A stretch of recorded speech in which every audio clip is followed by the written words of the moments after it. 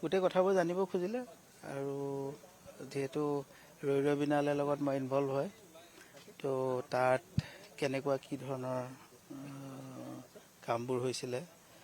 আৰু সেই বিষয়ে সুধিলে আৰু বাইকখিনি কিছুমান কুৱেশ্যন আছিলে সুধিলে যিখিনি তেওঁলোকক আনচাৰ দিলোঁ আৰু এতিয়াৰ কাৰণে হৈ গ'ল বুলি কৈছে কেতিয়াবা দৰকাৰ হ'লে কৰ্পৰেট কৰিম সিদ্ধাৰ্থৰ বিষয়ে সুধিছিলে যে কেনেকৈ মই জানো তাৰ চিনিটো পাওঁ কাৰণ গল্ডিৰ লগত থকা তাৰ বিষয়ে বাকী ডিটেইলখিনিতো মই ক'ব নোৱাৰিম চাগে বাকী যিখিনি সুধিছে মই সিদ্ধাৰ্থৰ বিৰুদ্ধে বহুত ধন আত্মসাৎ কৰাৰ অভিযোগ আছে কাৰ্চেল মিট্টালৰো নাম আহিছে তাতে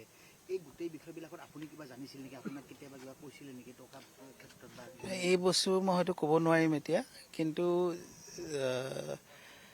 মই সিমান ডিটেইলত নাজানো কাৰণ মই নাথাকোঁৱে মই বেংগলোৰত থাকোঁ মই ইমান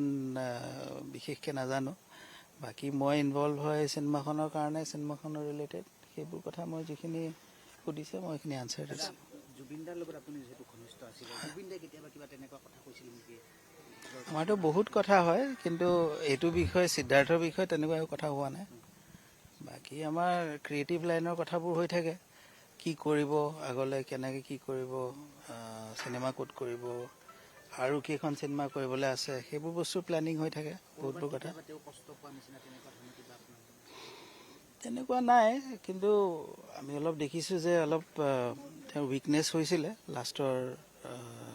সময়ত আৰু মই 2020 চনৰ ইনচিডেণ্টটোতো আছিলোঁ যিহেতু সেইটো সময়ত হেৰি হওঁতে তাত তাৰপিছত তেনেকুৱা একো মানে হেৰি নাই স্পেচিফিক নাই বাকী আমাৰ মেজৰলি ক্ৰিয়েটিভ লাইনৰ কথাবোৰে হৈ থাকে আৰু আমি ঘৰুৱা টাইপৰতো সেইটোৱে আৰু এতিয়াতো কোৱা নাই তেনেকুৱা যদি দৰকাৰ হয় কওঁ বুলি কৈছে চিনেমাখনৰ পাইৰেচি সাংঘাতিক ধৰণৰ হৈছে আৰু ইয়াত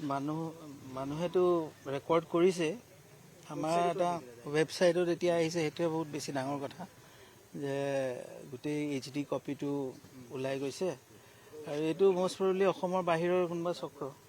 যেনেকৈ হিন্দী চিনেমাবোৰ কৰে তেনেকুৱা সেইটো আমি ক্ৰাইম ব্ৰাঞ্চৰ লগত কথা পাতি আছোঁ তেওঁলোকেও চেষ্টা কৰিছে বস্তুটো উলিয়াবলৈ আমি ডিষ্ট্ৰিবিউটৰৰ লগতো কথা পাতিছোঁ কিন্তু এতিয়ালৈ গম পোৱা নাই কিন্তু এইবোৰ হয়তো মেবি ইণ্ডিয়াৰ বাহিৰৰ কোনোবা হয়তো চিনেমাখন অলপ হাইপ হৈছেতো সেইকাৰণে হিন্দী চিনেমা যেনেকৈ কৰে তেনেকুৱা কৰিছে আৰু ইয়াৰ এটলিষ্ট ইয়াৰ মানুহৰ কাৰণে অসমৰ মানুহৰ কাৰণে অনুৰোধ সেইটোৱে যে তেওঁলোকে যদিও এই HD কপিবোৰ পাইৰেটেড পায় এটলিষ্ট চিউটিউবত যাতে আপলোড নকৰে কোনেও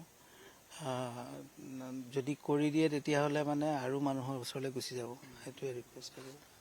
ঠিক আছে থেংক ইউ আসাম টক্স আপোচবিহীন অসম কণ্ঠ